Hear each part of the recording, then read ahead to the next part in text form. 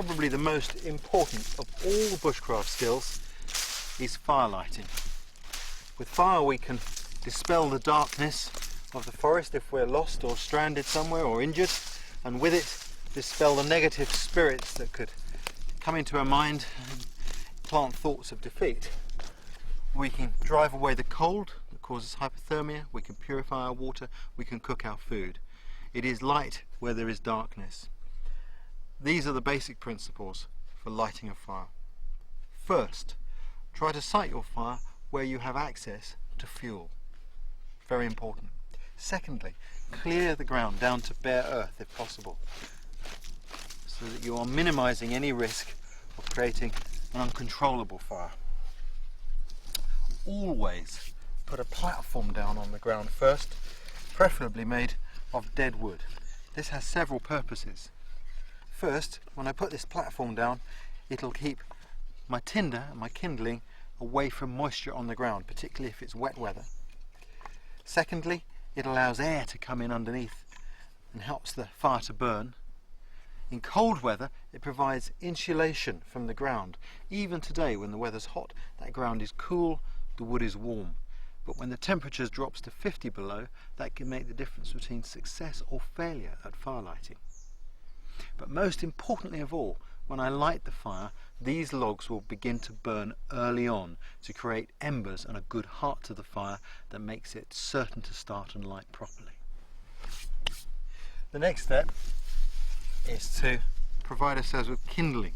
Little thin dead twigs like this are exactly right, and a good thick bundle as well. What I like to do with this is to split that into half, and 2 handfuls like so, and to cross them over a pile of sticks. The next thing is underneath these sticks I'm going to put some tinder. Now I can use anything that's dry and fibrous, dry grass, dry bark, dry moss, anything like that.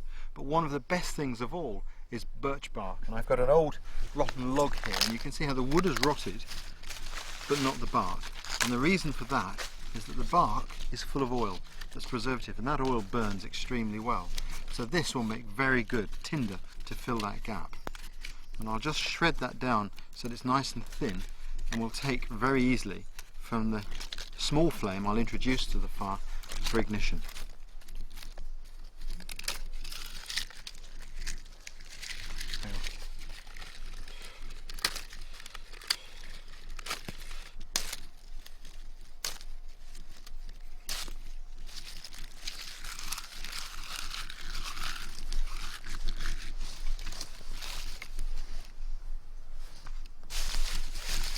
The next thing is to get ready fuel to add to the kindling once I've ignited the kindling.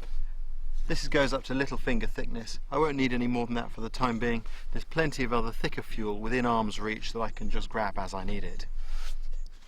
To start the fire I'm going to use sparks, and to turn the sparks into a flame I'm also going to use some of the birch bark, and I have to prepare that for lighting, and I do that like this.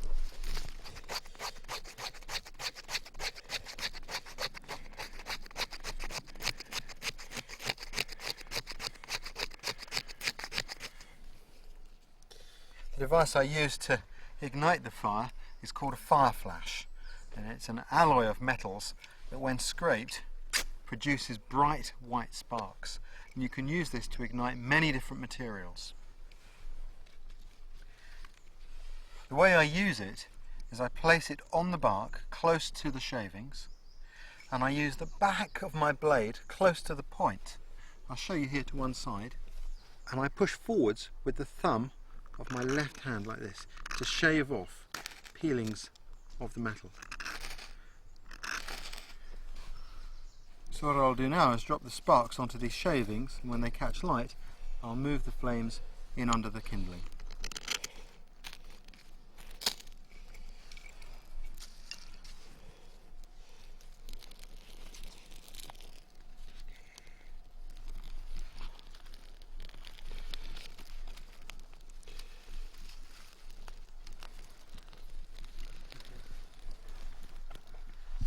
While the fire's lighting, I always put my knife and my fire lighting equipment away.